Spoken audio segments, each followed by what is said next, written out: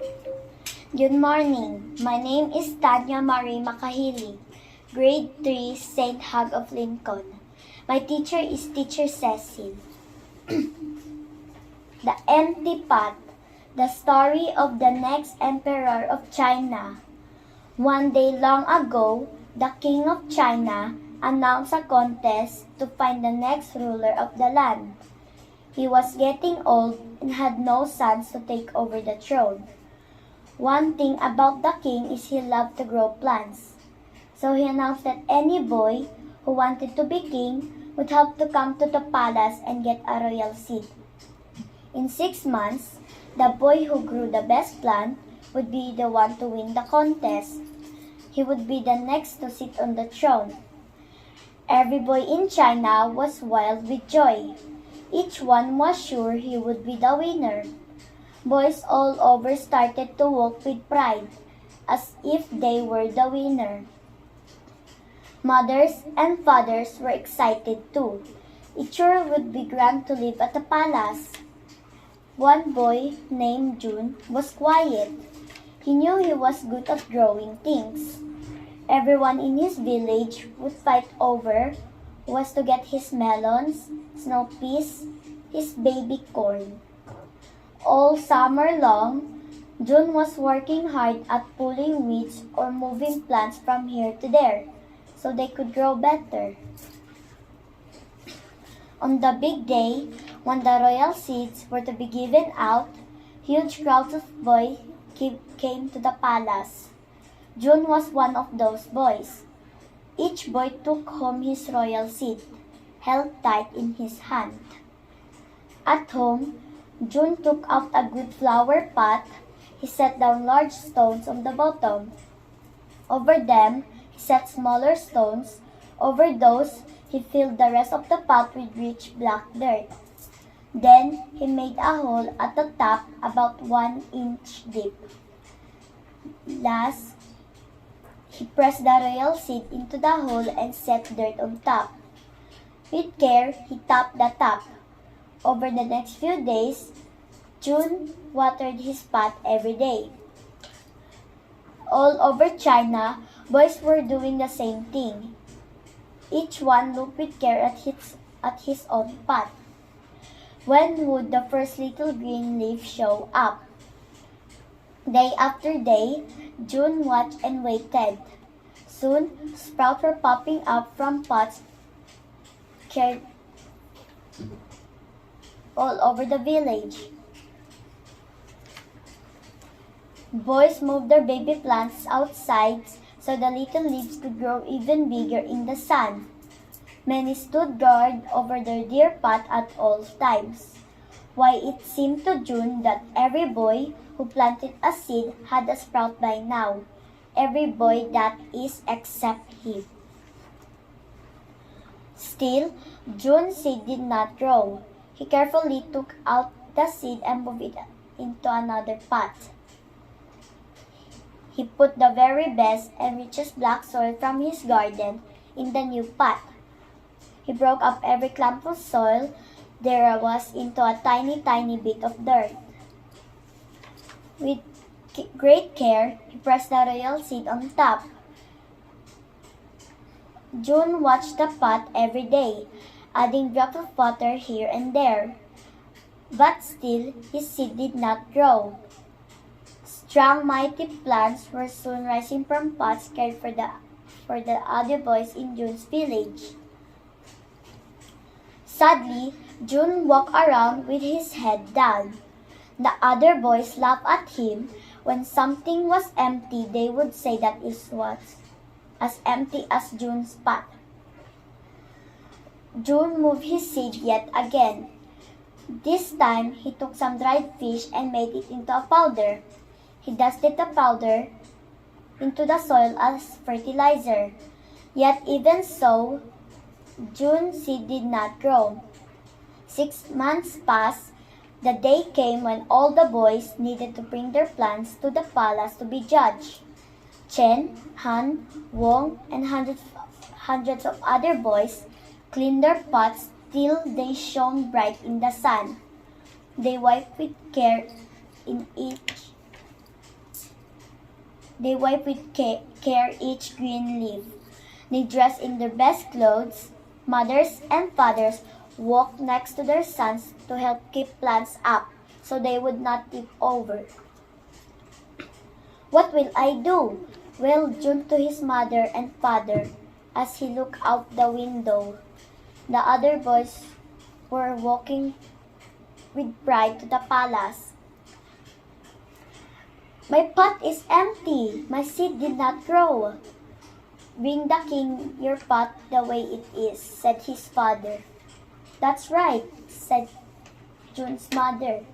You did the best you could. His face red with shame.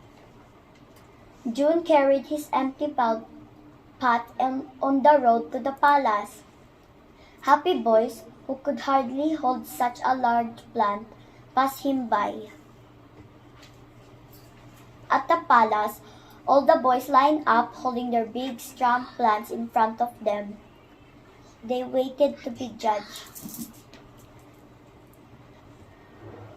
The king in his rich silk robe walked slowly down the line. He looked at each plant with a blank look in his face.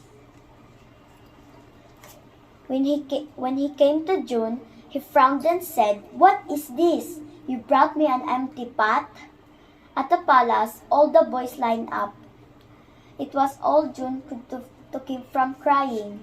"If you please, your majesty," said June, "I tried my best.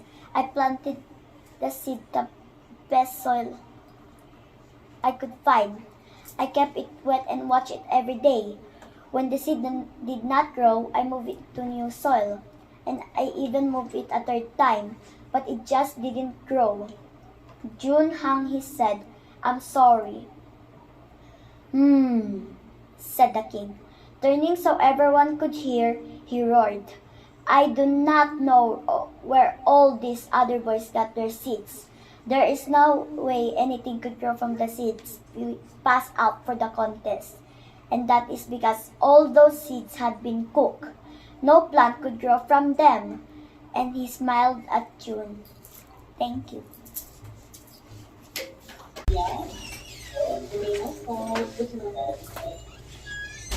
Good morning. I am Sophia Marimakahiri. Kinder. My teacher is Teacher Ayesha. The second hand shop by Rowena Bennett. Down in the grasses where the grasshoppers bark and the kick quarrel and the quacker mocks rock. Down in the grasses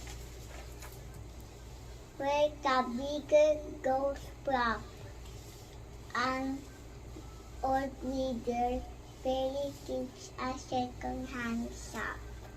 She sells lost gimbals, porn, Perry milk paste, and burn out mattress. For pens, pots, and wares.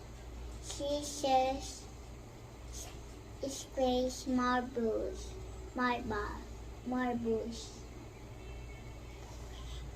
Ma'am Clara, excuse me po. Sophia, excuse me anak ha. Mami, can you please position the camera? Pakibaba na lang po yung camera for Sophia po, ma'am, so we could see her. Hindi ko na siya nakikita. Gesture. Opo, ma'am. Thank you po. Ulit. Ulit. Yes, ma'am, paki-ulit na lang po. Thank you so much. Naka-off, naka-mic na ba siya? Okay na. Good morning. I am Sophia Marimakahiri. Kinder. My teacher is Teacher Ayesha. The second hand shop by Rowena Bennett.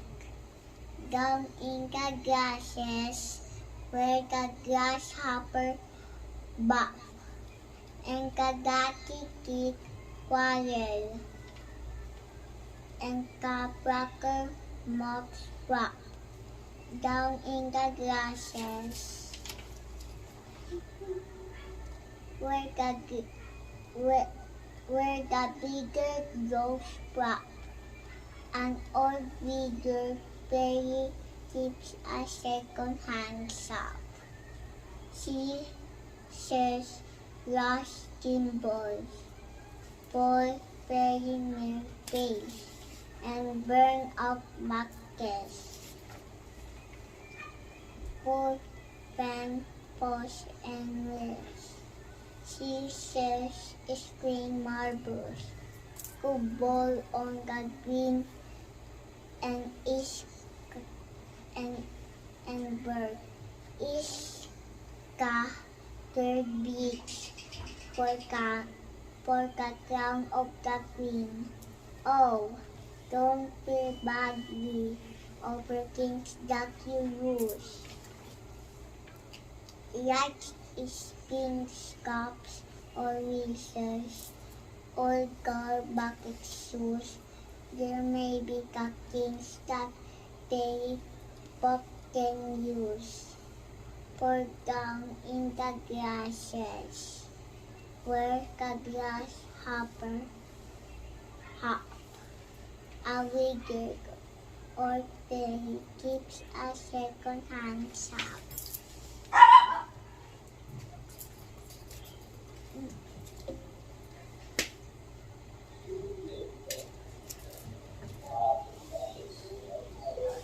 Thank you so much, Sophia.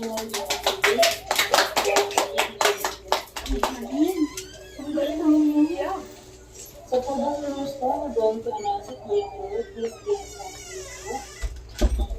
Pagod po ang round po. Thank you so much po. Thank you so much, Sophia. Ang laki ng laban natin. Bye-bye. I need to charge. Kaling. Can I charge it there? Magbabay ba kami? Hindi ka mapapaypay. Okay ka na ba? Manonood ka lang. Mag-o-off cam? Hindi ka mapapaypay ka. Inad yung teacher. Ano, email? Yeah. Okay lang. Okay lang na picture. Yaman. Charge. Ang laki ng laban natin. Nakita mo na yun, no? Ganun lumaban yung ako. Sabi ko sa'yo eh. So, nakatingin si Pia. Kita si Pia sa camera. Hindi naman halata. Hindi, ibig sabihin siya. Ito, kita siya Kita sa camera. yan. Okay, very good. O yun, kita naman niya. Gulat ako kalo na ano siya sa Pinaulit mo kasi hindi sila makapaniwala eh. Pinaulit pa si Pia. Yes, Pinaulit kasi kasi yung hindi sila- face hindi makita. Oo. So, kaya pinahawak. Mukha, hindi face. Okay. mga candy fish. Ay, nabasa Oh niya. my God. Start na ako, guys. Ang God. Kasi ate naman daw. Very good naman. The Ang empty galing. pot. Oh, sige, o doon ka Diba? sa kabila dumaan. Kasi may mic dito, oh. Ang doon dumaan.